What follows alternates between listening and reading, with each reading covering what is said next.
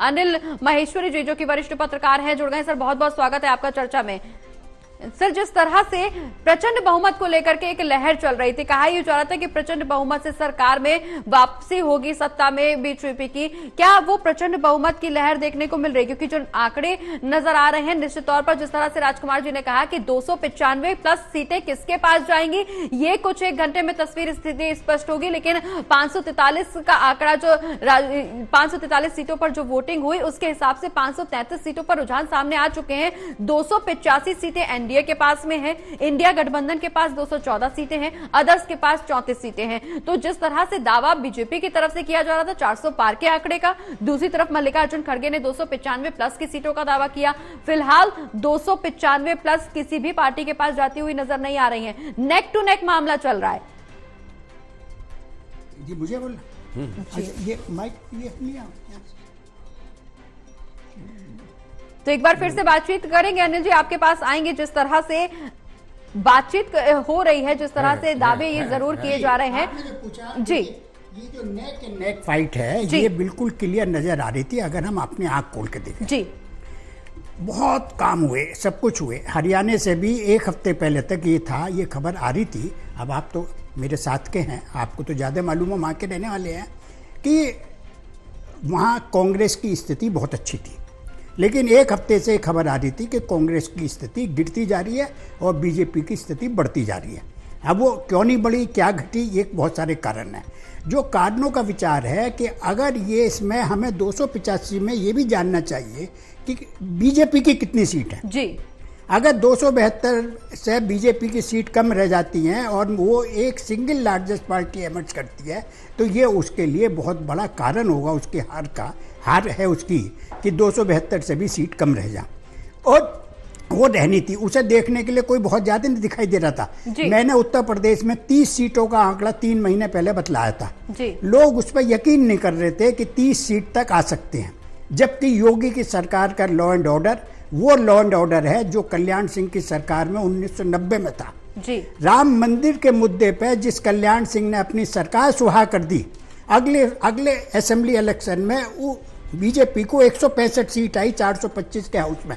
तो मैं लोगों से कह रहा था, हिंदुत्व जो है वो सेकुलर होता है। हिंदुत्व में हिंदुत्व का नारा नहीं लगता। अपोजिशन वालों ने इसको हिंदुत्व बना के ऐसा कर दिया कि जैसे हिंदू नाम पे हो रहा है। एक बात और ये है कि ये इलेक्शन मेरे विचार में एक ही बात पे लड़ा गया, आप मोदी के साथ हैं या मोदी के खिलाफ हैं जी। ना उसमें कोई कास्ट रही, ना उसमें कोई आइडिया रहा, ना कोई आइडियोलॉजी रही, ना आरएसएस की आइडियोलॉजी रही, ना इंडिया की आइडियोलॉजी रही, ना कांग्रेस की आइडियोलॉजी रही।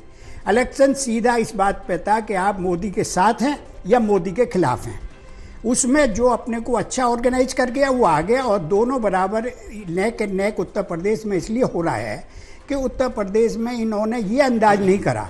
सारे आंकड़े आपने अपने रूल बनाए, 75 साल का वो रूल जब मर्जी तोड़ दिया, जब मर्जी आपने रूल बना लिया, उससे काम नहीं चलेगा। दूसरे जो उत्तर प्रदेश में जो करप्शन हुआ है यूनिवर्सिटीज के अपॉइंटमेंट पे, वाइस चांसलर के अपॉइंटमेंट पे, ऐसी जगह ऐसे लोगों ने करा जिनसे कभी उम्मीद नहीं करी जा सकती थी, जिनके ये माना जाता था कि तो बहुत ही साफ सुथरे लोग हैं, इनसे कोई ऐसी बात की आशा नहीं कर सकते, समाज सेवी है। उसमें जो जेन्युइन वर्कर था आरएसएस का, वो बड़ा फ्रस्ट्रेटेड हो गया, डिसग्रंटल्ड हो गया, वो अपने घर बैठ गया, उसने कोई ज़्यादा काम नहीं करा। दूसरे लोग जो थे, हालांकि अभी जैसे मैंने कहा था कि योगी का लॉ एंड ऑर्डर एक ऐसा लॉ एंड ऑर्डर है जिसे उसके विपक्षी भी अंदर खाने ये जरूर मानते हैं कि लॉ एंड ऑर्डर उसने बहुत मेंटेन करा जी। खुद उसकी ईमानदारी के ऊपर किसी को कोई डाउट नहीं हो सकता जी। आरएसएस के लोग सिल्किन कपड़े पहनने लगे, लेकिन योगी ने सिल्किन कपड़े नहीं पहने जी। पूरी स्टेट में वो हेलीकॉप्टर से इस तरह घूमा कि जैसे रिक्शा लेकर घूम रहा हूँ। कोई सा जिला ऐसा नहीं जहाँ वो पिछले 9 साल में वो 4-5 बार नहीं गया हो जी। उसका जो काम है, ये भी जो सीटें बच रही हैं, ये उसी के काम की वजह से हैं जी। वरना उन लोगों ने, बाकी लोग जो संगठन में बैठे हुए हैं, उन्होंने तो कोई कोशिश नहीं करी। आप गुजरात से AK शर्मा को ला के बैठाना चाहते हैं, भाई क्या मतलब? हर आदमी गुजरात से ही आएगा क्या? जो ठेका होगा वो गुजरात को ही मिलेगा क्या? आर्किटेक्ट आएगा गुजरात से आएगा, इंजीनियर आएगा गुजरात से आएगा। आज ट्रेनों की हालत क्यों खराब हो रही है? ट्रेनों के जो डिब्बे बन रहे हैं, नई AC फर्स्ट क्लास कोच में चटकनी बंद नहीं हो रही थी, क्योंकि सारे ठेके गुजरात को। तो आफ्टर ऑल आप ये तो सोचिए कि उत्तर प्रदेश जो 80 MP की स्टेट है, उसका कोई नेता ही इमर्ज नहीं कर रहा है आज जी।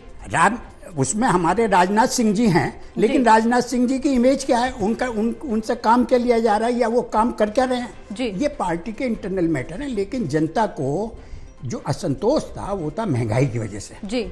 कानपुर से जब एक मेड ने फोन करके ये बात बतलाई कि जी हमने तो कांग्रेस को वोट किया जी, जबकि कांग्रेस का वो कैंडिडेट था वहां जो आज तक कभी चुनाव नहीं जीता। जी। बीजेपी ने किसको टिकट दिया? राष्ट्रीय सहारा में अवस्थी जीते, उनको रामभद्राचार्य जी ने टिकट दिलवा दिया। जी। भाई रामभद्राचार्य जी का राजनीति से क्या मतलब? उन्होंने बहुत अच्छी यूनिवर्सिटी बनाई, बड़े संत हैं, हम उनकी सब आदमी रेस्पेक्ट करते हैं। राजनीति से क्या मतलब? अब आपने सोचा कि ये हालत ये है और आपने जो अपने प्रदेशों के मुख्यमंत्री हटाए।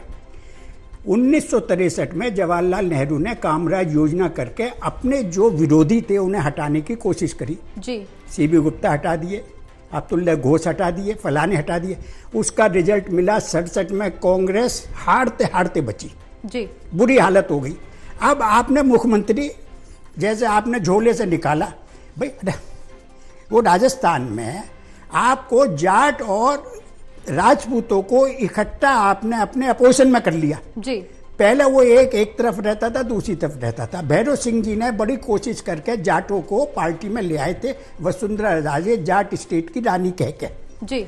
ये अच्छा कॉम्बिनेशन लाए थे। अब आपने वो कॉम्बिनेशन भी तोड़ दिया जी। मध्य प्रदेश में आप उसे MLA को नहीं पता कि तेरा नाम अनाउंस होने जा रहा है जी।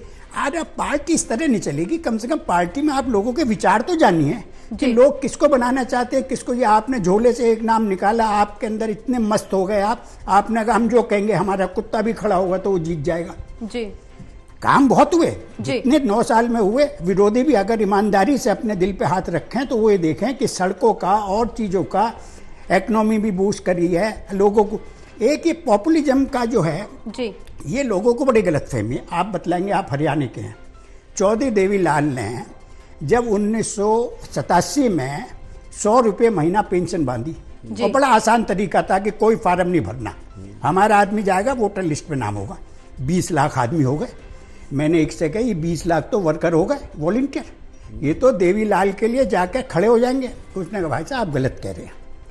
जब सबको यूनिफॉर्म एक चीज मिलती है तो आदमी उसको एहसान नहीं मानता, वो अपना राइट मानने लगता है कि ये तो मेरा अधिकार हो गया।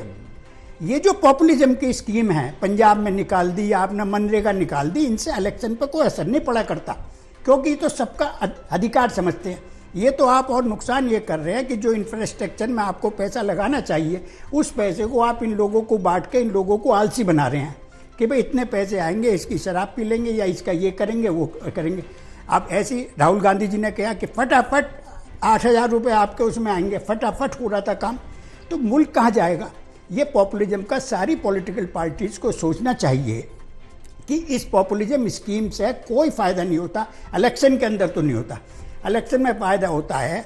हरियाणा में खट्टर साहब की एक बात रही, वो किसी से सीधे मुंह बात ही नहीं करते थे। इससे पहले भजन लाल जी थे, देवीलाल जी थे, ओम प्रकाश जी थे, जो भी नेता थे वो लोगों के कंधे पर रख के बात करते थे। उन्हें अगर ये दिखाई दे गए तो उन्हें भीड़ में बोला अरे फलाने बहुत दिन हो गए मिले हुए, चाहे अपोनेंट होता था। इनका ये था क्योंकि ये तो ग्रास रूट के तो है नहीं जी, ये तो झोले में से निकाल कर लाए इनको वहां बैठा।